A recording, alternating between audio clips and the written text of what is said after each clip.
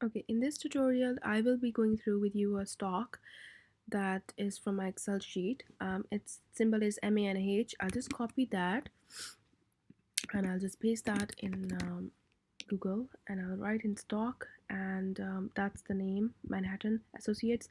Okay, on the left hand side, you can see the information from Google. On the right hand side is from Wikipedia. Okay, and let's have a look. So the last sale or the price that you can buy the stock right now is 67.74 USD, US dollar, 67.774. I think the time that I made this Excel sheet, it was a bit lower, so it gone up. The founded or when it was the boom, it was founded in 1990. You can just see from here. I'll just write that 1990. It's a sector is in technology, and there are some important ratios that you need to know, so I'll just let you know which ones I use. I'll just type in macro trend and I'll click prices, price ratio. I'll go to price book ratio and I'll just paste the stock symbol here, and I'll just show you one thing. Right now it's 30.09, so which means that the real price is 67.74 of the stock right now, but it's been selling 30 times more than the real price. So the book value is way lower than the real price. So you will be buying the stock 30 times more expensive than you should be buying. So right now the stock is very expensive. But in 2018 December, it was 18 times more expensive. So the book value was $2.27, but that stock that is worth $2.27 was selling at $42.37. So it was 18 times more expensive. So okay, and in 2017 it was 14 times more expensive. In 2010 it's 3.59 times more expensive. Okay, then in 2000 and the lowest it went to 2006 March, 2.85 more expensive. So this means that the stock is the most expensive right now at this stage in 2019, which is 30 times more expensive, which is not very good because you'll be paying a lot of money for the stock. Then if we look at debt to equity ratio, I'll just see other ratios and I will click to debt to equity ratio. I'll just click there. And here if you see that it's 0.25, so anything which is not bad because they've just taken the long-term debt, but if the debt to equity ratio is zero point 0.5 or lower than that, it is not very risky. The stock is not very risky to buy. If it's more than zero point 0.5, then it means that it's risky because it has a lot of long-term debt, which is not good for the firm. But right now it's not bad. It's 0.25, which is not bad. Um, so they haven't borrowed anything previously, but now they have borrowed in 2019 March, and which is fine because it's below zero point 0.5. The ratio is below zero point 0.5. The long-term debt is lower than the equity of the firm right now, so which is very good. And then so I haven't upgraded that 0.25. I should write 0.25 here. Then there is return on equity, which is here. Okay, ROE of the firm, which is very important. It should be 8% or more than that for it to be ideal. So let's see. Right now it's 73 from March. We have data from March, so it's 73%, which is above 8%. Then everything like it's I can see that, yeah, here in 2009 June it was 2.85%, which is not below 8%, which is not very ideal, not risk free. From 2009 it has been above. If you look from 2009, it has been December, it has been above 8% altogether consistently, and it's still been going up, which is very good. And it's been consistent in being up and haven't been down even one time from 2009, which means this is very good because it's giving good return on equity and it should be above 8%. So it's been like nearly 10 years now. It's still up and haven't been less than 8, so which is very good. If I look at current ratio should be at least 1.5%, 1.5 to it for it to be very risk free. So let's see.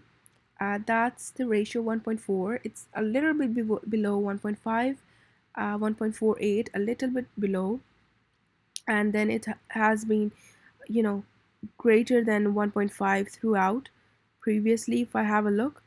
And yes, so right now it's kind of the lowest, 1.4, which is not very bad because it's a little bit lower than 1.5. It's like 10 cent, but throughout the 10 years, or it's how much data we have, it has been above 1.5, which is not really bad.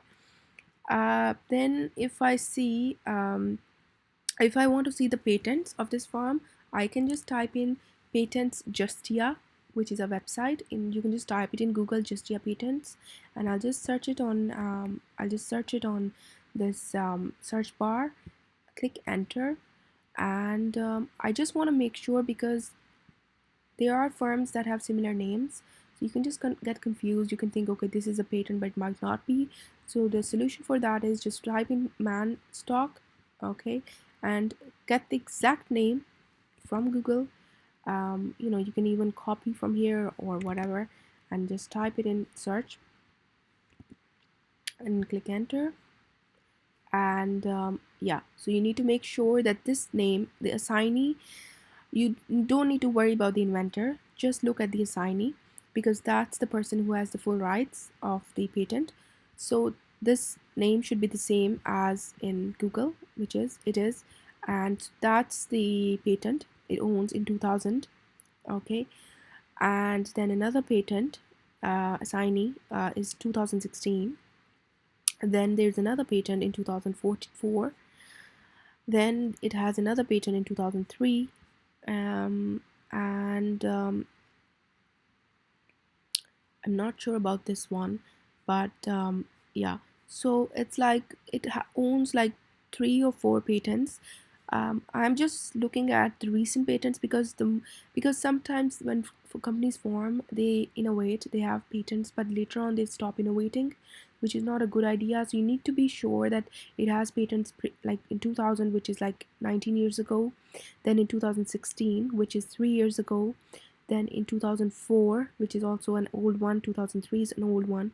So this 2016 is important for me because it's a recent one, and I should be like, if I look like after a couple of years, after 2000, it has after 3 years another patent, and then this one as well after 3 years, and then it didn't have any patent since then, like since like 15 years it didn't have any patent, and then again it has a patent.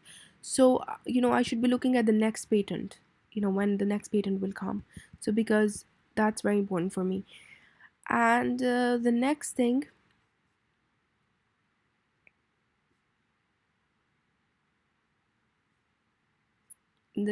we should be looking at is, I just go to Yahoo, which is very important for me. Is the salary of the key executives, what they are getting. I'll just type the name, click enter. You can type in the symbol if you want. It's up to you. I'll just type in Yahoo Finance,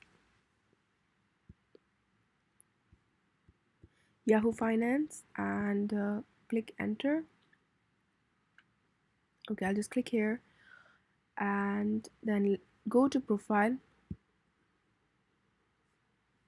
and just see the employees, which is 3,100. It's just for your information.